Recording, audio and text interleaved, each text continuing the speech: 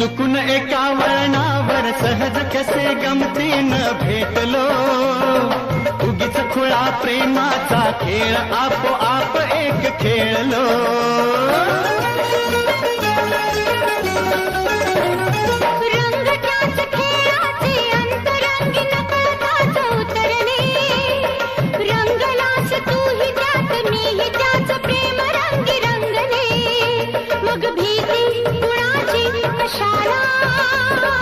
भीती कुणाची कशाला, भीती कुणाची कशाला, अगं भीती कुणाची कशाला.